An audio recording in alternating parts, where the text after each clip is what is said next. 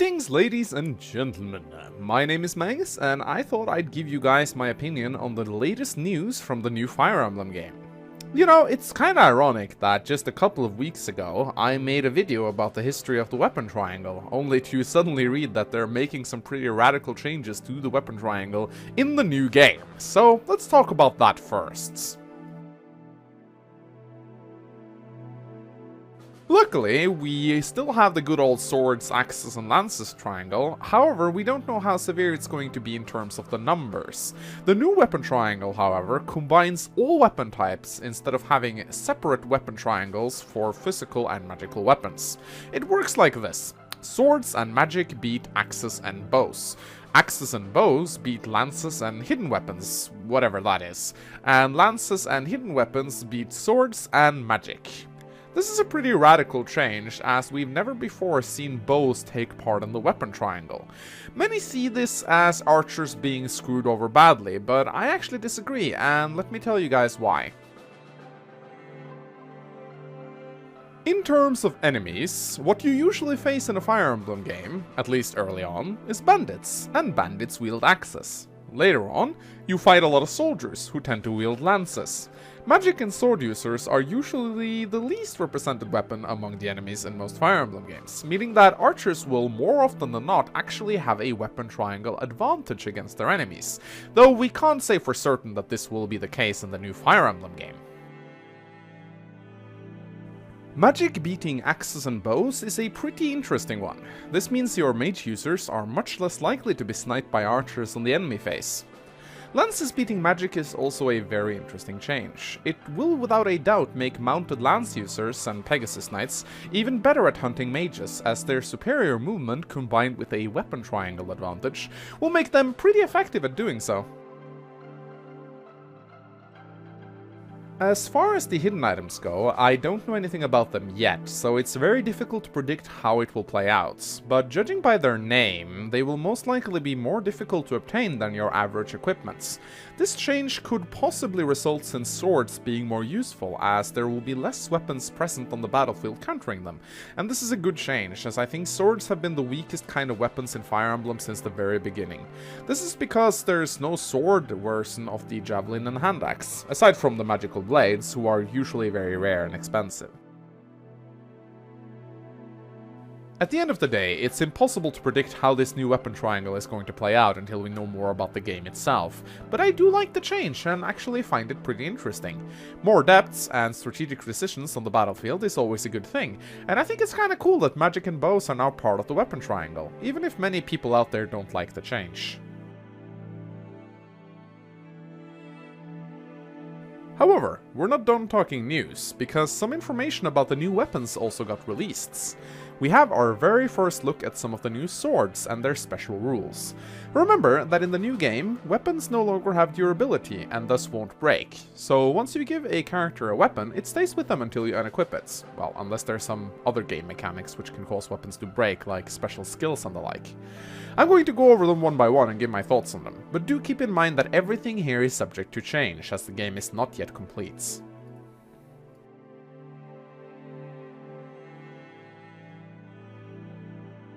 At first, we're going to have a look at the Bronze Sword.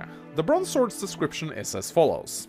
Can't use special attacks, critical hits, but adds 10 to evasion from special attacks. So I assume that critical hits are not the only type of special attacks, or else it would have just said plus 10 critical avoid. So yeah, the Bronze Sword, it is a Bronze Sword, so by default it's probably not very good, but it is an interesting change that it gets bonus evasion from special attacks. Now, this kind of depends whether or not enemies on the field will very commonly have special attacks, but to me it doesn't sound like a very good weapon at all. But then again, it is a Bronze Sword, so I guess it's not supposed to be good. Then we have the Iron Sword, and its description simply says no lowered abilities. I assume this means that the Iron Sword is nothing special one way or the other, and will simply just be a normal sword, just like it always has been. Then we come to the Steel Sword, and the Steel Sword's description reads, evasion -5, follow-up attack chance -3. Now, this to me leads me to believe that there won't be a constitution or weight system in the new game, because if weapons already have built-in evasion loss, then it feels kind of weird to add a weight system on top of that, which reduces your speed even further. Although it's nice to see that heavy weapons apparently now only affects your evasion and not your attack speed. However, we do have this strange little follow-up attack chance -3. Now, I don't know what a follow-up attack is. It could be a dual strike. Now, if you haven't played Awakening, a dual strike is essentially when 2 units are paired up and you attack with the main units, the other unit has a chance to do an attack as well. And this was usually based on supports and also, I think, special skills. So I'm not sure if a follow-up attack is a dual strike, but it could very well be an extra attack. Like, in Fire Emblem 4, you had the Pursuit skill, which, like, so characters can only double if they have the Pursuit skill. And it could be that the follow-up attack could just be that characters no longer automatically doubles when they have a higher speed stat, but that they instead, all characters have a chance to do a follow-up attack, and the Steel Sword reduces this chance. So again, it does affect your evasion and your attack speed, just like the Steel Swords of old. You know, heavy sword, powerful sword, but difficult to wield, so... Again, this is a very interesting change, and if anyone knows more about this follow-up attack, I would very much like to hear about it in the comment section, because I don't know what it is, and I would very much like to know what it is. And then we come to probably the most confusing weapon description ever, because let's talk about the Silver Sword. Its description reads, critical evasion -5. Power and skill goes down by -2 for the next turn. Now, this might be a translation issue, because, again, someone has translated this from Japanese to English, so it's not very informative. I mean, critical evasion -5, this one's easy, you know, you get less critical avoid. So, wielding a silver sword makes you more likely to take critical hits, which is pretty dangerous. It actually makes the silver sword kind of like a very double-edged blade, so to say. However, power and skill goes down by -2 for the next turn. I assume this means that when you attack with a silver sword, then it suffers a -2 power and skill penalty on the following turn. So I guess the silver sword is powerful at first, but then when you use it, it gets weaker. And then I have to ask, this -2 power and skill penalty, does it stack? Is it like every time you attack with a silver sword, it gets weaker and weaker?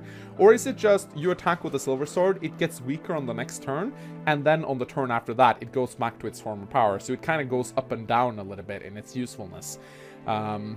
Very, very difficult to know exactly how this will work. Again, if anyone has any clue, then please let me know in the comment section, because to me, this is a very confusing weapon description, and I'm not really sure what to make of it. But it does seem like the Silver Sword will be a very dangerous weapon to use, but it will probably be very powerful to compensate for that.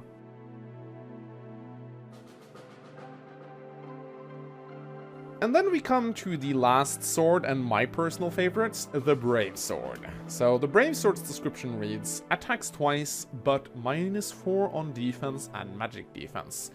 This is a pretty big deal, because, as you know, weapons have no durability in this game, and that alone makes the Brave Sword really powerful, because, you know, the Brave Sword's sole weakness in the earlier games, well, if you don't count Fire Emblem 4, was that they broke extremely quickly. You know, they usually only had about 20 uses, so they would be gone after just a few turns of combats. But now, since they don't have a durability, they need to have a big weakness, and that's exactly what they've gotten in the form of -4 defense and resistance. And this is a pretty big weakness. You know, this will make wielding a Brave Sword dangerous as all fuck. So unless your defense and resistance is extremely high compared to your enemy's attack, you can essentially read this as take 4 more damage from each attack that hits you. You know, so you don't want to be using a Brave Sword recklessly. It will get your character killed really fast, well, unless you play on freaking Phoenix mode. But there are a couple of things that I'm really curious about. The first one is, Is the Brave Sword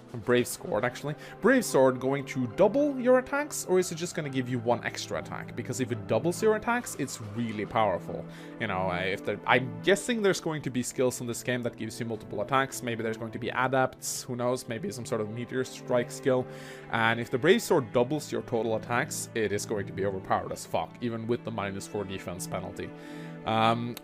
What I'm also interested in knowing is, can your defense and resistance go below 0 in this game? Let's say I have a hero, and that hero has like a resistance stat of 2, and if I put the Brave Sword on him, will he then have -2 resistance, or will his resistance only go to 0? Because in most Fire Emblem games, stats can't be negative, but for example in Fire Emblem 4, evasion could go below 0. You could see bosses with like -20 avoid.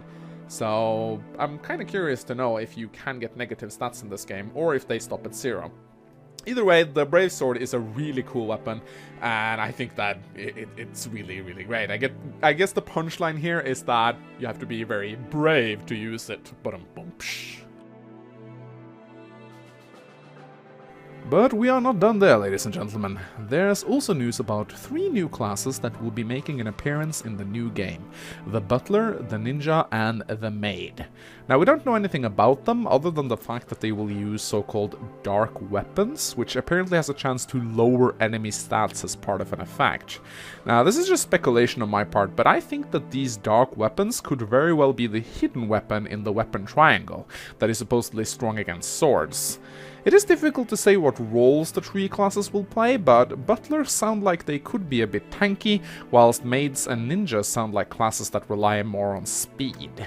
At any rate, I certainly welcome the chance to have sexy maids fighting in my army.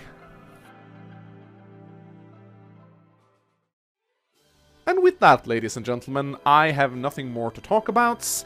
As soon as more news get released about the new Fire Emblem game, I will probably make more videos covering them.